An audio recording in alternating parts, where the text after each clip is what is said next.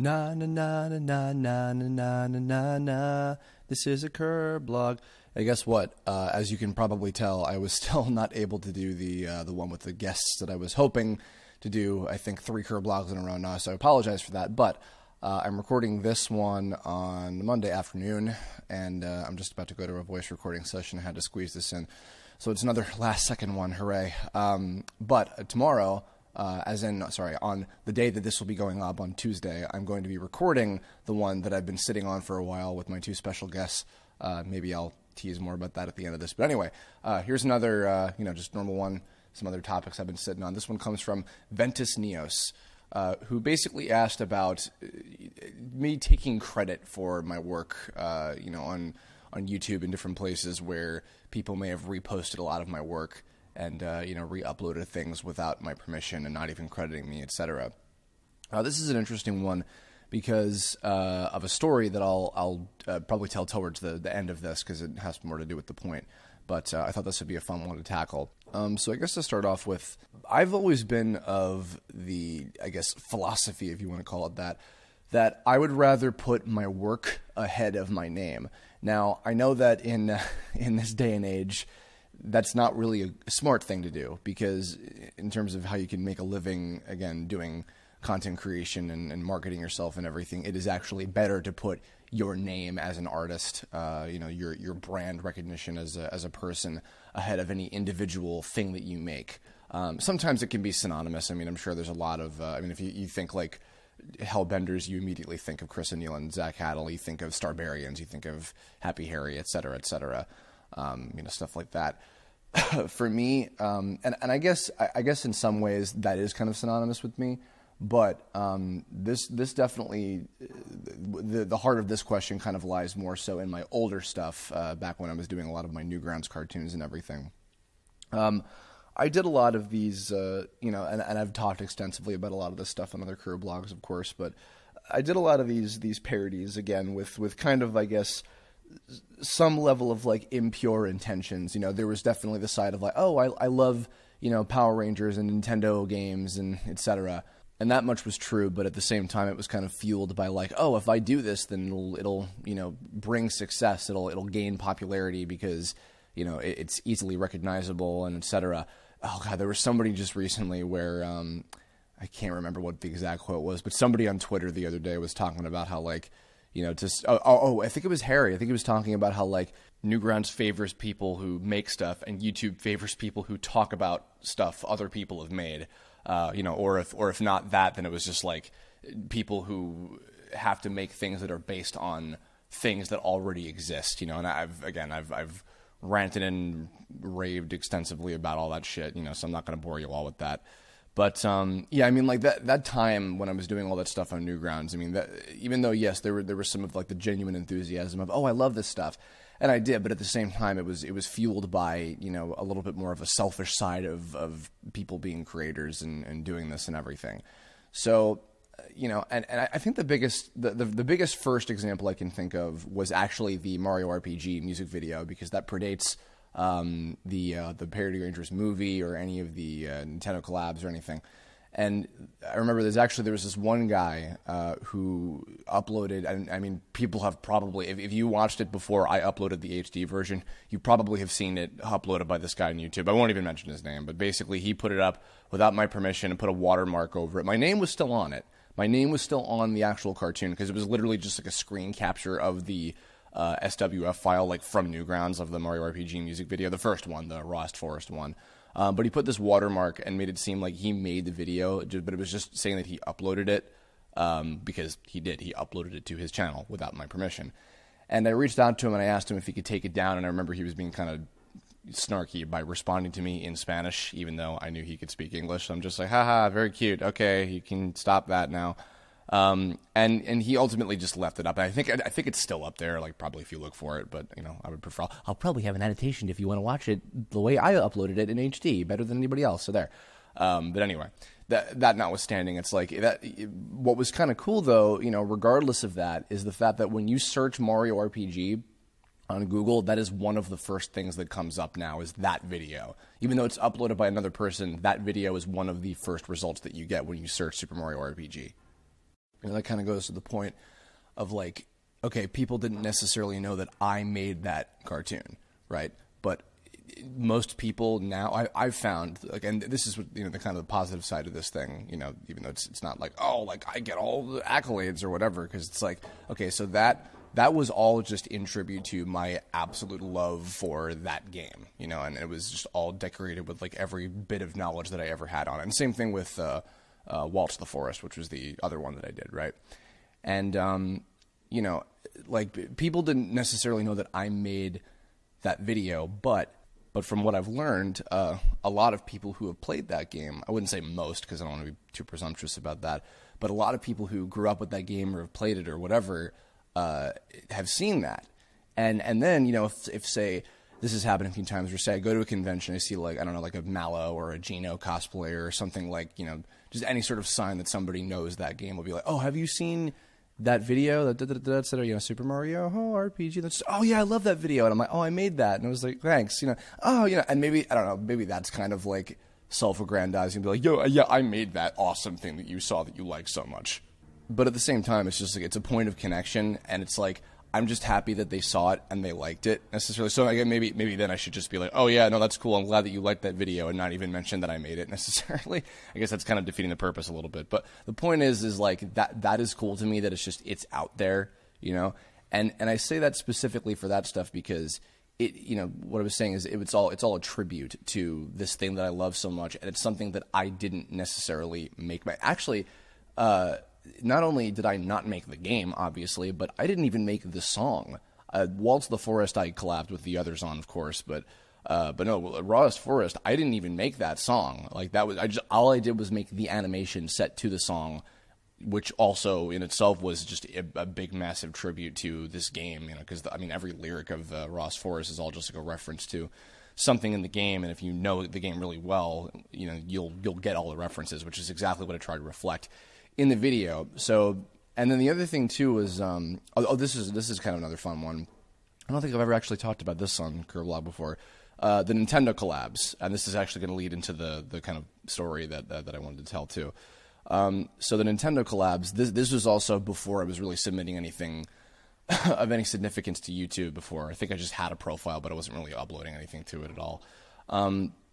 But a lot of people had uploaded the 3 different Nintendo collabs to YouTube before, and unfortunately, I know a lot of people have seen I put up to the 64th Power, which is the 3rd and final Nintendo collab, up because I had access to all the files, and even then, I wasn't even able to get all of them to work because there was just some technical horseshit that was happening with it. I'm not really sure, but either way, I uploaded that one because I was able to. But unfortunately, I don't have access to any of the original files for the first Nintendo collab or Super Nintendo, the second one. So the only, existence of those now are the original SWF files on Newgrounds, if they still work, I hope. And, anybody who just captured the footage and put it up on YouTube. And, and I guess also by that point, like, I didn't really care, like, that much, because it was just like, oh, whatever, I'm not really in that. Because that was back when I had this mentality of, I'm not even going to touch YouTube, I'm going to focus on Newgrounds. And then, obviously, that didn't, really pan out for anybody who wanted to go that route.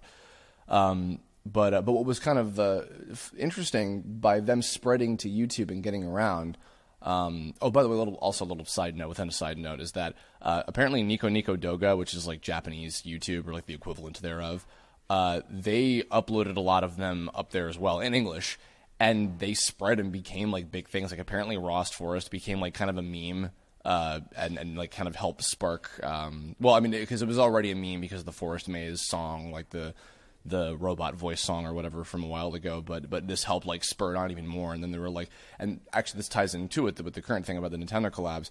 The Nintendo collabs have like dubs in other languages from people that just made them. Like, I don't think that would have happened if not for the fact that they were just posted on YouTube without my permission, and they just kind of spread around, like people just out of their own like fandom with like, oh, I want to do this. And there's like, I think there's multiple Spanish dubs of Super Nintendo. I think there's a German dub somewhere. The Sonic, the Sega like April Fool's shit that I did that one year or whatever. Like that has like 2 different German dubs, and it has like a Spanish dub and all these different things. And again, I don't think that those would even exist if not for the fact that they just were out there and they just spread in the way that they did.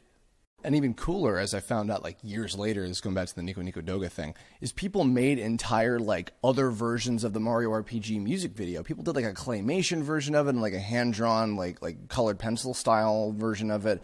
And there's all this cool shit. And I was like, I didn't even know that this was the case. And it was all because people just took it and put it on different places and it spread around all virally and shit. And I think that's kind of part of what makes a video viral in the first place, is because people do that.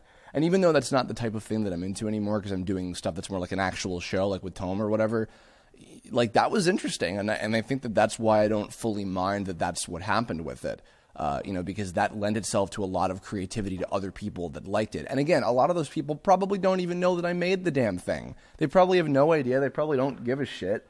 And they were just like, oh, this is a funny cartoon that I saw on the internet one time or whatever. Oh, it's about Mario or whatever one that it was at the time, whether it was that or Parody Rangers or even Brawl Taunts. And yeah, there's like alternate language versions of Brawl Taunts. There's machinimas of them. I think there's some machinimas of the Nintendo collabs as well. There's all sorts of cool stuff, In a way, it kind of reminds me, and I mean, I guess, I don't know how good of an example this is, but it reminds me in some ways of what happened with South Park in the really early days. For those of you who don't know, when they did the Trey Parker and Matt Stone did the Christmas like greeting card with the 4 original characters and everything.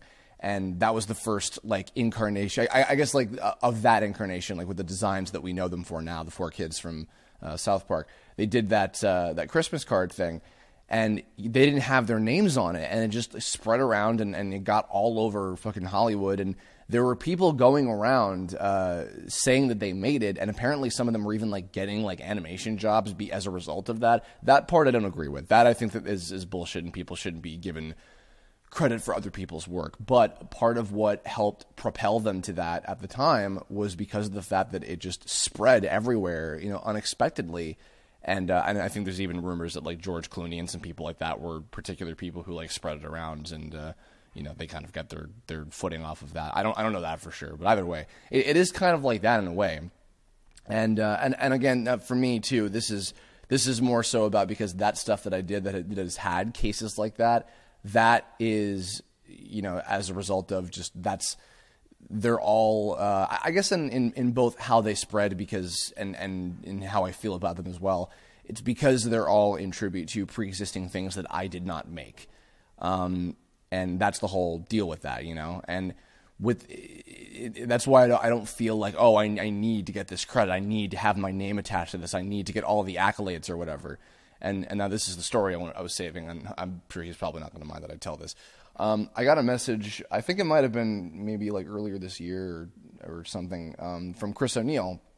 And it was him saying, I think that he saw like one of the Nintendo collabs or one of my older Newgrounds cartoons uploaded without my permission. And he was suggesting, because he's done this many times, because he has had to, he and Zach, I think both, where he just would get a copyright claim on it and monetize the video so that he would get all of the money for if somebody uploaded one of his things without asking, and especially if they were monetizing it again, because I don't agree with that. They would that he would make the money off it. And he was suggesting that I do that with all of my Newgrounds cartoons that were uploaded without my permission, and people who were uploading them possibly even making money. I don't know if that was the case, but and at first I told him, like, no, you know what? I mean, that's just kind of a part of my life that I want to sort of leave behind, and it's fine that this is the way it is, and I'd rather not do anything about it, and I don't really feel like making any money, because, oh god, no,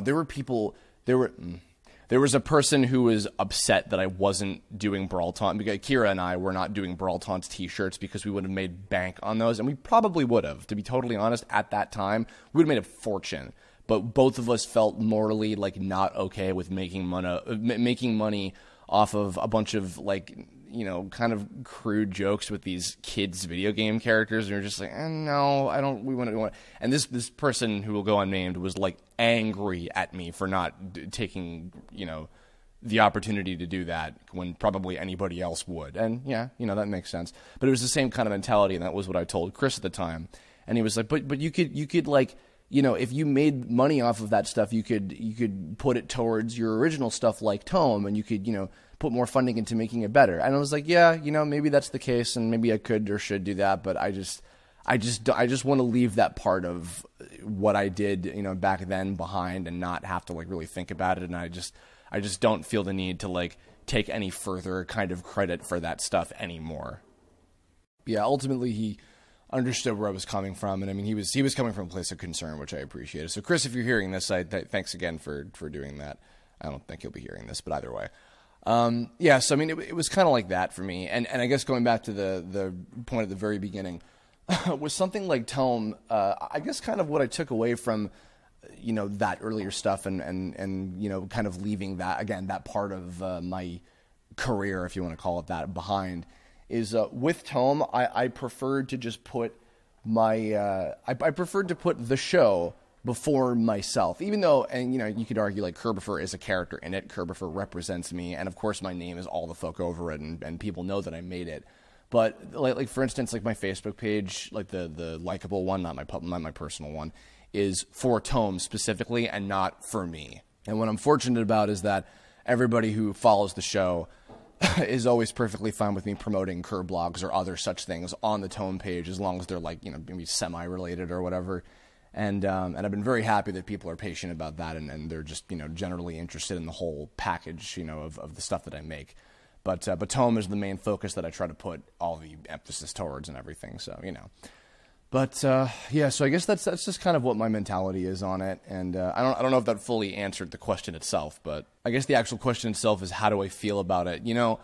If people are enjoying what it is that I make, and now with my original stuff that I'm able to make a living off of it, which I am, that it hasn't really interfered with me like anything too harshly or whatever. That's what's important to me, and if people, because look, you guys probably know this, and some of you guys, maybe this even applies to you. People don't have the patience or, memory or enough of a shit to give to read credits or read whatever, or even read the description or annotations right in front of their face. And I get people being like, wait, so did you make this thing, or who made this, or whatever? It says it right there in plain fucking sight everywhere, and they'll still be like, who made this? I liked this. It's like, it's just something sorry if that's insulting, but I mean, that's how it fucking is. And it's just whatever. I've just kind of accepted it by this point. And it's because it's not something to be upset about in the first place. It's like, if somebody else was really, really taking like credit for what it is that I've done, and they're like really taking like, money away from me or whatever, like, sure, then that would be cause for like, hey, please don't do that. And I've asked people to, that's the other thing too. Most people are pretty understanding, like when I ask them to take down videos now, like when they upload episodes of Tome or something, or like a song from the Bandcamp page that I'd rather people just buy, then I'll ask them, like I'll send them a message, and usually they're pretty compliant. They're okay with doing that, and I always tend to appreciate that. So yeah. So how does it make me feel? Whatever. I guess there's my long-winded 20-minute answer to your question, sir. But yeah, hopefully that worked. I guess that's going to end it. So in the comments below, what is your opinion on this? Especially if you're a content creator of any kind, how do you feel when people upload your stuff? Re-upload things without your permission, or do you feel that that's part of viral marketing? How do you take advantage of that? What do you do to combat against that, if you do that at all? Let me know your thoughts. I'm curious about some other opinions on this. And if you have other ideas for future Kerblog topics, you can leave a comment about that too, or hit me up on Twitter, Tumblr, Facebook, whatever you feel like. And I promise, I swear to God, that the next Kerblog I do, which will be for this next upcoming weekend, will be a very special one. Again, I've been sitting on it for a year and a half, and I'll have two very special guests with me.